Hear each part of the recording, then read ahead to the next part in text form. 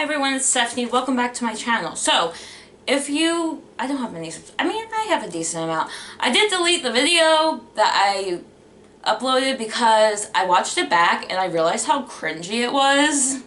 So I deleted it. So, there was something in that video that I said that I'm very, very proud of. I have stayed out of the hospital for over 2 years, which is really amazing to me because there was a point where I couldn't even last 3 weeks.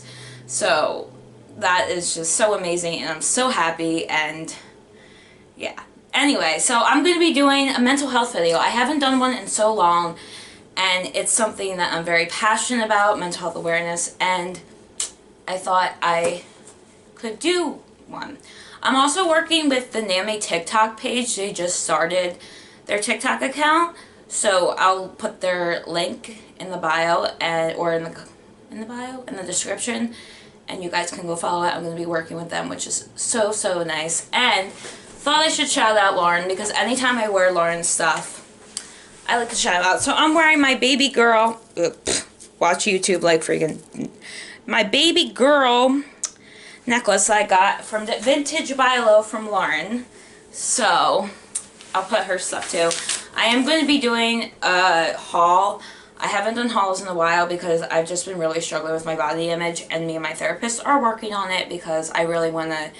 I have tons of hauls, tons, but I just hate my body and it sucks. But I'm working on it. She's trying to work with me so I'm able to do these things because I don't want my bad body image to affect what I like to do, you know? Like even going to the beach in a bikini, I don't want that to affect me, you know? So that's it for that. So today I'm just going to be doing like kind of I wanted to do the positives and negatives with dealing with my mental illness, since it is like the 2-year mark. I think I'm going to start out with the negatives and then end with the positives, so this video ends on a positive note. So the first thing that was negative is I lost a lot of people in my life. And I continue to lose people in my life because they can't handle me. I understand that, first of all, if I feel like people don't have the right to judge me unless they saw me 10 years ago. Because people who knew me 10 years ago have seen how much I've changed. And it just sucks when people say, oh, we'll be there for you, and then you have a bad moment. Like, I sometimes struggle with hypomania. Nowhere near where it was, but people say, oh, we'll be there for you, and then when you have one bad moment, they want nothing to do with you. So it just kind of sucks, but I guess you learn who your real friends are. I do have people who have been there with me since day one, so I'm really grateful for them. So honestly, if you can't handle me on my bad days, just don't be in my life. If you can't handle bad days dealing with mentally ill people, just don't even say you're going to be there for them or post about how you support mental health, and then when you have someone in your life struggle. It was hard in school because even teachers turned their backs on me. Yeah. Grown adults. And at the time I was still like a minor, and my first manic episode was in my sophomore, it was like 16, 17. And a lot of people turned their backs on me because I was acting kind of crazy. But, you know, if you're a teacher, you take psychology courses, you should see if a student's acting a little different, especially if you knew, because they knew my brother really well. And if you see, like, a student acting differently than they usually are, you should probably, like, do something about it instead of, like, talking shit and kind of shunning them. A lot of my friends turn their backs on me, and it's just sucks. But in a way, it doesn't suck because I don't need fake people in my life. So I did miss out on a lot of things. And I don't want to sound ungrateful because obviously, like, I have a great family and stuff like that. And there's also other things that I've struggled with. I'm not trying to, like, say that I'm ungrateful, but there are some things I missed out on. I was impatient first time at 18. I didn't go to prom. I didn't graduate on time. I didn't have that senior year. But at the same time, it is what it is. I didn't go to college. I missed out on, like, you know, proper milestones, like living. I still live with my parents, which I know people are going to judge me for being 27, but I just want to let everyone know, like, I pay for all my own stuff. I pay for my food, I pay for my clothes. I even spoil my mom, so, yeah, and there was a time where I couldn't even work or go to school. Like, I was that bad, but at the same time, I've worked so hard that now I am working. I'm not going to school anymore. That's a whole nother, I'm left college. That's a whole nother story time, but I did go back to school to finish my high school diploma, which is going to come up with the positive things. And yeah, I just missed out. Like, I am delayed, and COVID definitely delayed stuff because I was going to move out last September, but I lost my job with COVID, and that kind of screwed everything up. But I am planning on moving out the end of this year or the beginning of next year. So I'm really excited for that because I feel like that would be just such a big step for me. So, and I'm still going to spoil my mom, even though I like spoiling my mom. I'm sorry, I do, because she's really cute, and yeah. So I got the okay to go back to work in September. So hopefully that still goes, and if everything goes well, I will be having my own place. So, number 3, dealing with stigma. People get me so angry with this. I have been dealing with so much stigma lately. My parents are like having a passionate conversation, so just ignore that. I don't know if you can hear them, but they talk loud. So, yeah. But, yeah, it's just stupid, like, sometimes, like, I feel like I can't even call out people on certain things because they'll, like, a lot of people, like, will be like, oh, she's like, I've been called psycho. I've been told to go slit my wrist. I've been told go kill yourself. You're a crazy bitch. I've been told that I had to be in a mental hospital in Penhurst for the rest of my life, which Penhurst doesn't exist anymore, but if I needed to be in a mental hospital for the rest of my life, don't you think I wouldn't have been committed by now? Like, if a mental health professional came here right now and saw me, there would be no need to hospitalize me. So it's just so stupid. Like, people just, like, talk shit without understanding, or, like, just, your bad behavior is, I always say, I said this to my friend the other day, I'm like, I could be in a straitjacket and in a freaking padded room, but that doesn't make your behavior right. Just because I'm bipolar doesn't mean your behavior is okay. Like, I literally could be in a straitjacket in a padded room and your behavior is still going to be wrong. So that doesn't really make sense to me. And just because I have a mental illness doesn't mean I can't stick up for myself or stick for what I think is right. So I am a human being. People think I'm like a walking mental illness when I'm not. I'm a person. I'm Stephanie. I'm a lot more than my mental illness. So, yeah. It's just, people are just so fucking stupid. Like, seriously. Another regret I have is I just hurt myself so badly. And there was a time I didn't want recovery. I remember being in the hospital and just, plus I was still a teenager, so I was kind of like a rebellious teen, if you know what I mean. Like, I was still a teenager, so I was kind of like immature and shit. But like, I was like, it's my body, I can do whatever I want with it, like, no one's gonna tell me what to do. And I look back and I'm like, why? Like, I was so like dedicated into hurting myself, and I don't even say that. Like, I literally would spend so much energy and time trying to find things to hurt myself with in the hospital. Like, and I look back and I'm like, wow, like, and now I only self-harmed twice last year. I went from self-harming every single day to only 2 times, and I'm hoping to go a year, but like, yeah, like, it's just so crazy to me. And I like feel like part of the reason why I missed out on stuff is my doing too. Because, yeah, like, I can't control having bipolar disorder, but it was also my choice being stubborn and not wanting recovery with self-harm and my eating disorder. Like, that was my choice. So I feel like part of the reason why I missed out on stuff is my mental illness and me at the same time. And I'm just so glad that I'm past that. So, another one is just kind of random, but I feel like it's side effects of medication. Now, I know a lot of people, that's the fifth negative thing, I know a lot of people think that, a lot of people don't disagree with medication. I'm kind of like 50-50. Like, there are psychiatrists who over-medicate their patients. There are some people who are on medication who shouldn't be. And, like situational depression, what's another environmental one? Borderline personality disorder. If anything's environmental, you don't necessarily need medication. Medication is best for chemical imbalances, mostly bipolar and schizophrenia. Say if you're sad or something about someone dying close to you, you necessarily don't need medication, you can just do therapy.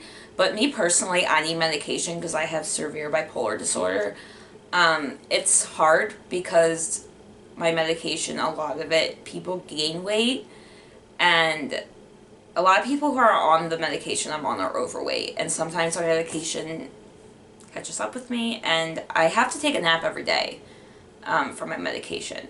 So my psychiatrist is like, I've never seen someone as skinny as you on this much Seroquel. I think I'm on like 400 Seroquel, and she's like, most people are like overweight and gain weight, which, I mean, I gained weight for eating disorder recovery, but I didn't gain weight because of Seroquel, if that makes sense.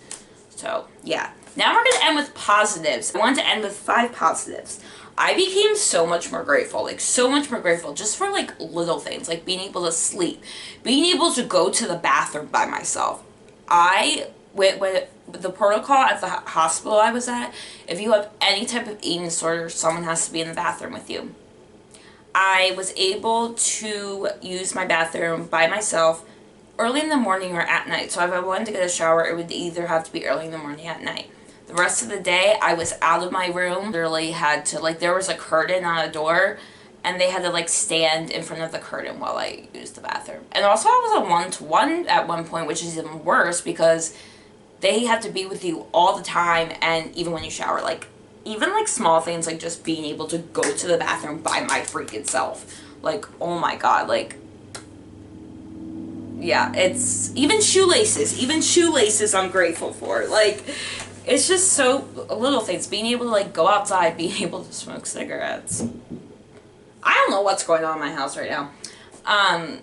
And, yeah, it's just, you just get grateful for such little things, like, just being able to go outside without someone unlocking the door, or, it's just crazy how, like, grateful I've become because of my past. So, and I also get more grateful because I was, like, bullied and stuff, and now I'm not in that situation anymore, and it's just really nice to be able to have gratitude for little things now. It makes you happier, and yeah, so. The second one, I learned a lot about myself. A lot about myself. I learned that, like, it made me, the reason, I feel like I wouldn't be in a job or a career that I really love if it wasn't for me being in a mental hospital. I work for National Alliance for Mental Illness, NAMI, which I talked about the TikTok account I was talking about, and I just feel like I'm making money for something I love doing, and it's just, a lot of people don't have that. So I feel like if it wasn't for that experience, I wouldn't be doing what I'm doing and helping people. And even on TikTok, people message me, like young girls message me saying how I help them get through a bad day, or they look up to me. And a lot of these girls are young, like 12, 13 years old, and it's just so crazy that I can do that for so many people. And just going into high schools, people give me hugs after my speeches. I go to local high schools and basically tell my story, and it's so amazing. Like, there are a couple assholes, of course, but the majority of them are just so sweet and nice, and they give me hugs, and it's just such a great feeling that I'm helping people. So, and I don't think that would have happened if it wasn't for my inpatient experiences. So, I met amazing people, both staff and patients. Like, I've never met the most sweetest, most amazing people in my entire life. And I still talk to them to this day. Like, it's crazy that you could meet, like, some of your best friends in a mental hospital. Granted, you have to be careful. I have been in bad experiences where I kept in touch with people and they turned out to be kind of dangerous. But the people that I do talk to now, like, I wouldn't have met them if it wasn't for, like, me being bipolar or having to go to a mental hospital, you know. And it was kind of like, and in the mental hospital, it was the first time that I felt like I could be myself in such a long time. And it was weird. That's another weird thing, that being in a mental hospital made me, like, be able to be myself without being judged. So, yeah, that's really crazy to me. Another thing is, if it wasn't for me meeting one of my really good friends, I haven't seen her in a while because of COVID, unfortunately. But she told me about the program called Gateway to College. I did a story time on it. I'll link it below. I dropped out of high school, as some of you might know, and I went back. This program was with the community college near me, and basically you get high school credits and college credits at the same time. It was completely free, and I had a blast, especially my first year. After my first year, a lot of my friends graduated, but it was just, that first semester, I was the happiest I've ever been in my entire life. Like, Gateway to College was a godsend for me, and I'm so grateful for the staff there too. Like, I love all of them, like, so much. I drove them crazy a couple times, but, you know, I'm Stephanie. The last thing is, I actually realized how strong I was, and I feel like I really realized that the first time I wanted recovery, because for a long time I didn't want recovery, and I just feel like I'm still kind of sensitive, but, like, I feel like I'm more strong-headed now, and I'm able to, like, you know, be myself and stick up for myself and not deal with bullshit. So I'm just so grateful for that. So it was just a cute little video. I wanted to, like, do mental health videos again. I will link, okay, so what I'll link is Lauren's Vintage Bilo link. She has amazing clothes. I'll link the Nami new TikTok account, and I'll link my story about Gateway to College. So, yeah, so I hope you enjoyed this video. I deleted the other one because it was fucking cringy. I couldn't even watch it. I don't even know why I posted it. It was cringy as fuck. So, that's why it was deleted. But anyway, I am going to be going to the fair now. So thank you so much for watching, and I'll see you soon. And I'll give you an update on my moving, because it's either going to be, I'll definitely vlog that. It's either going to be it's either going to be before Christmas or after Christmas. I'm not sure which. I don't want to move during Christmas just because it's just so hectic. I don't want to move during the holidays because, you know, it's hectic. So it's either going to be like October or like January-ish. So I'm so excited. And I'm also going, like, I have so many exciting things coming up. It's just great. Like, I am going back to work, and yeah. So, and also, like, my social media links down below. My account will be linked down below, and my Instagram will be linked down below. My Snapchat and Facebook are private. So anyway, I'm rambling now, so hopefully you enjoyed this video. Peace. And if you have any suggestions on more mental health videos, please comment down below, because I really want to start doing them, like, regular, this word, I can't fucking say it for some reason. And yeah, so I'll see you later. Bye!